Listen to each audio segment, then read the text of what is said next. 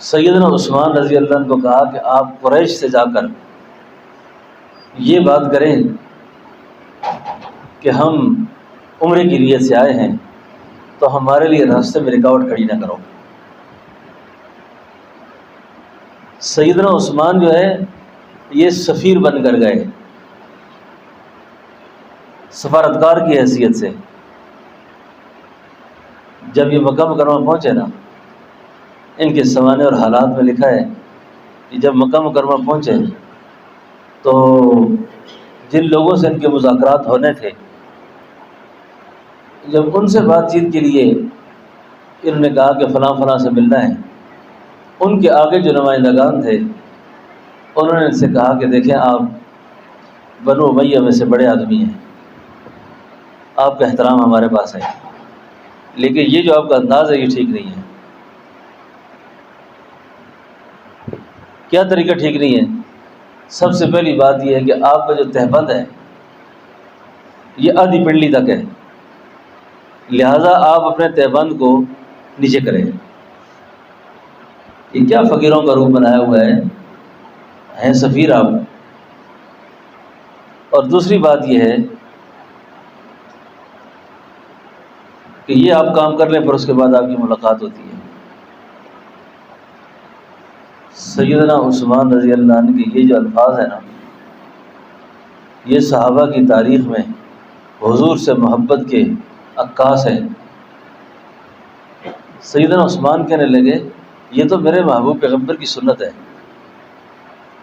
اور یہ بات یاد رکھیں، یہ اچھے اچھے دیندار نمازی حاجی بزرگوں کو بھی پرواہ نہیں ہوتی کہ وہ اپنی سلوار کو ٹخنوں سے نیچے رکھتے ہیں۔ اور عورتیں جو میری بات سن رہی ہیں ان سے بھی یہ بات عرض کرتا ہوں کہ وہ کہتے ہیں الٹی گنگا، الٹی گنگا سمجھتے ہیں نا؟ آج عورتوں نے سلواریں اوپر کر لی ہیں، مردوں نے نیچے کر دی ہیں۔ چاہیے یہ تھا کہ عورتیں نیچے کرتی، مرد اوپر رکھتے، لیکن کام الٹ ہو گیا، سارا کام غلط ہو گیا سارا۔ سلوار کا ٹخنوں سے نیچے رکھنا باجماع امت حرام ہے، حرام ہے، اور بڑے کبائر میں سے، بڑے گناہوں میں سے۔ لیکن میں نے کئی دفعہ اچھے اچھے خوبصورت داڑھیوں والے، پگڑیوں والے ان کو دیکھا ہے کہ وہ اس بات کا اہتمام نہیں کرتے اور سلوار ٹخنوں سے نیچے رگڑ کے لے جاتے۔ تو سیدنا عثمان رضی اللہ عنہ نے بڑے تاریخی الفاظ کہے کہ کیا میں ان بیوقوفوں کی وجہ سے اپنے نبی کی سنت چھوڑ دوں، اپنے نبی کا طریقہ چھوڑ دوں؟ ممکن نہیں ہے۔ خیر افواہ پھیلائی گئی کہ سیدنا عثمان شہید ہو گئے، سیدنا عثمان شہید ہو گئے۔ یہ جو لوگ غیب کے علم پر بحث کرتے ہیں نا، غیب کے علم پر، یہ مسئلہ جھگڑے والا ہی نہیں ہے۔ غیب کا علم مسئلہ جھگڑے والا نہیں ہے۔ اس کا کیا جواب ہے؟ اس کا جواب یہ ہے اللہ جب علم دے دے تو دے دے، نہ دے تو نہ دے۔ یہ بات ٹھیک ہے کہ نہیں؟ کبھی نہ جھگڑو کسی سے کہ حضور عالم الغیب ہے یا نہیں ہے۔ بھائی جب دے اللہ تو ہے، نہ دے تو نہیں ہے۔ تمہیں خواہ جھگڑنا ہے اس مسئلے پر، کیا دلیل ہے تمہارے پاس کہ انبیاء غیب دان ہیں یا نہیں ہیں؟ ہم یہ کہتے ہیں کہ کنعان کے کنویں کی تہ میں پڑے ہوئے قریب میں یوسف کی خبر یعقوب علیہ السلام کو نہیں ہے، پاس بیٹھے ہوئے ہیں، اور یہ پتہ نہیں کہ اس کنویں میں گرا ہوا میرا بیٹا۔ بچوں کی بات پر آپ غور کر رہے ہیں کہ بھیڑیا کھا گیا، اور اتنا سمجھدار بھیڑیا ہے، باقی سب کچھ کھا گیا، قمیض کو خون لگا کر واپس کر دیے گا۔ بھیڑیا بھی سمجھدار ہوتے ہیں نا۔ اب اللہ کا پیغمبر کنعان کے کنویں کی تہ میں پڑے یوسف علیہ السلام کی خبر ان کو نہ ہوئی، کیوں نہیں ہوئی؟ معلوم ہوا کہ یہ علم کس کا ہے؟ اللہ کا ہے۔ اللہ نے اپنی ان چیزوں میں کسی کو برابر نہیں کیا، شریک نہیں کیا۔ اب علم دینے پہ آ گئے تو کرتا 40 سال کے بعد مصر سے چلتا ہے، خوشبو یعقوب علیہ السلام کو یہاں آ جاتی ہے، آتی ہے کہ نہیں آتی؟ ہمارے حضرت صاحب بڑے خوش مزاج بھی تھے، وہ فرمایا کرتے تھے کہ جس وقت یعقوب علیہ السلام نے اپنی ساری اولاد کو جمع کیا نا، تو ساری اولاد کو جمع کر کے کہنے لگے جڑیوں میں تو سنال میں ایک گل کرنی ہے، تو سنال میں ایک گل کرا، اگر تسی یہ گل نہ ہو کہ بابا آج 17 نہیں مار دے، عمر جب بڑی ہو جائے نا تو کہتے بابا 17 نہیں مار دے لگے تھا، ایسا نہ ہو کہ آپ یہ کہو کہ بابی کی عمر زیادہ ہو گئی ہے اس کی عقل کام نہیں کرتی، اگر تم مجھے یہ نہیں کہتے تو پھر میں نے ایک بات کرنی ہے۔ کہا جی کریں؟ کہا آج مجھے یوسف کی خوشبو آ رہی ہے، آج مجھے، اب نہ دے علم تو نہ دے، دینے پہ آ جائے تو 40 سال کے بعد یعقوب کی آنکھیں ٹھنڈی کر دے، اور 40 سال رولایا اور خوب رولایا، اللہ اکبر، لطف سجن دم بدم، قہر سجن گاہ گاہ، اس کی اپنی حکمتیں، اس کی اپنی حکمتیں۔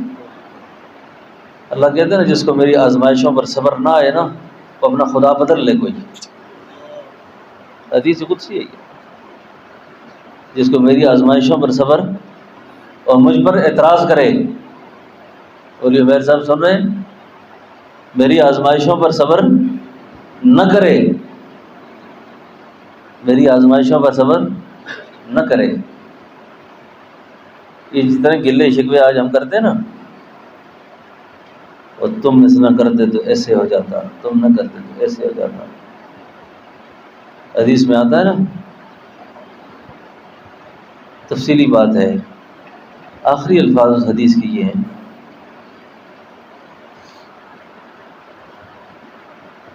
کہ فرشتہ یہ کہتا ہے کہ سیاہی ختم ہوئی، صحیفہ خشک ہوا، سیاہی ختم ہوئی، صحیفہ خشک ہوا، جو تیرے حصے میں لکھنا تھا لکھ ڈالا ہم نے۔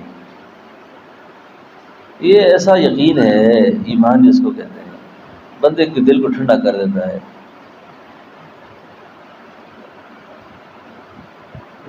زندگی کو پرکیف کر دیتا ہے۔ خیر، اب یعقوب علیہ السلام 40 سال بعد بیٹے کے حوالے سے کہتے ہیں کہ آج مجھے یوسف کی خوشبو آتی ہے۔ قربان جائیں قرآن پر، صاحب قرآن پر، کیا کیا حکمت کی باتیں اس میں، آگے سنتے ہیں۔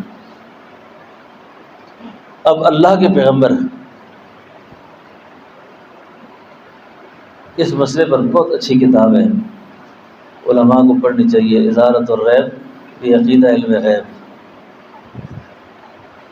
شیخ الحدیث صاحب مولانا سرفراز خان صاحب رحمۃ اللہ علیہ کی ہے، عقیدہ علم غیب پر اخیر کی ہے۔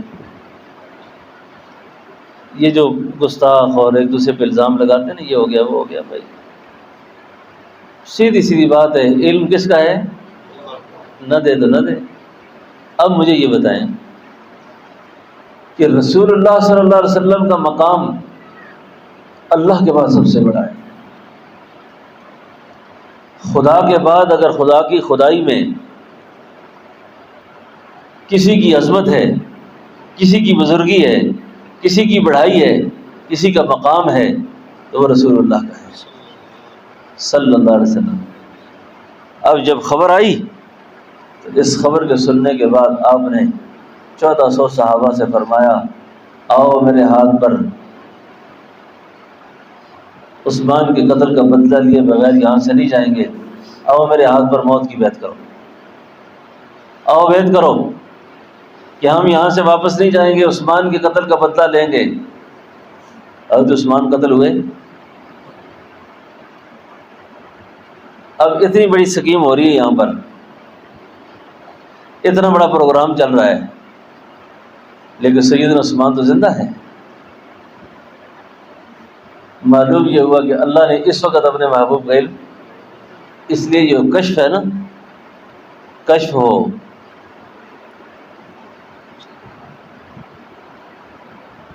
غیبی باتیں ہوں، کئی اللہ والوں کی زبان سے حقیقتاً بات نکل جاتی ہے.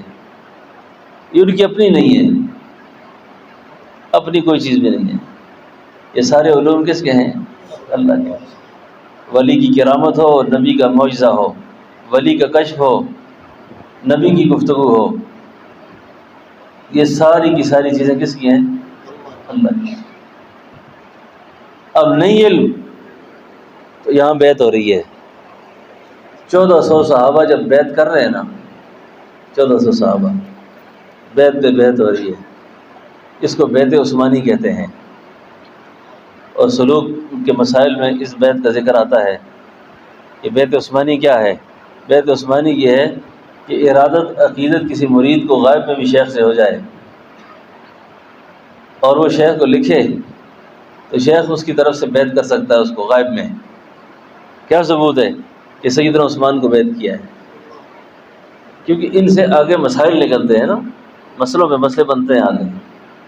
اب جب 1400 صحابہ بیعت کر رہے ہیں، سب نے جب بیعت کر لی نا، تو آخر میں اللہ کے حبیب نے اپنے سیدھے ہاتھ کو کھڑا کر دیا، داہنے ہاتھ کو، اور سیدھے ہاتھ کو کھڑا کر کے فرمایا او میرے صحابیوں، یہ ہاتھ عثمان کا ہے. یہ ہاتھ کس کا ہے؟ جس کے ہاتھ کو نبی اپنا ہاتھ قرار دے دیں اور یوں رکھا کہ یہ ہاتھ عثمان کا ہے. قرآن آ گیا، فرمایا ید اللہ فوق ایدیہم، اللہ کہنے لگے ان ہاتھوں پر میرا ہاتھ ہے، ان ہاتھوں پر میرا ہاتھ ہے. اب سیدنا عثمان کے ہاتھ پر اللہ نے اپنے ہاتھ کو رکھ دیا. اب جس آدمی نے غلطی سے یہ کہہ دیا کہ عثمان خائن تھے، امہ پرور تھے، وہ خلافت و ملوکیت میں لکھا ہے نا کسی نے کہ انہوں نے اقربا پروری کی، اپنی خاندان کو نوازا. ایک اللہ والے نے کہا جس ہاتھ کو اللہ کے نبی نے اپنا ہاتھ کہا ہو اور جس ہاتھ کو اللہ نے فرمایا ہو اس پہ میرا ہاتھ ہے، وہ ہاتھ خیانت کر سکتا ہے؟ کتنے عقل کے کورے ہو، اتنی سمجھ بھی تمہیں نہیں ہے، اتنی بھی سمجھ نہیں ہے کہ کس آدمی سے ہم بات کر رہے ہیں، کس شخص سے ہم مخاطب میں آ گئے، ہمارا مخاطب کون ہے. اب فرمایا ید اللہ فوق ایدیہم. آگے جبریل نے بڑا عجیب سبق پڑھا اور وہ سبق بھی بہت ہی مزدار ہے. لقد رضی اللہ عن المؤمنین اذ یبایعونک تحت الشجرہ فعلم ما فی قلوبہم فانزل السکینۃ علیہم واصابہم فتحا قریبا. تحقیق کہ اللہ راضی ہو گیا کن سے؟ ان مسلمانوں سے، ان مومنوں سے. کن سے؟ جنہوں نے اس درخت کے نیچے محبوب پیغمبر کے ہاتھ پر بیعت کی. اللہ ان سے راضی ہو گیا ہے. کوئی چوڑا راضی نہ ہو، کوئی چوڑا راضی نہ ہو تو اس کی ناراضگی کو اثر پڑ سکتا ہے. میں تو اس لیے کہتا ہوں چھوڑو ان کاموں کو.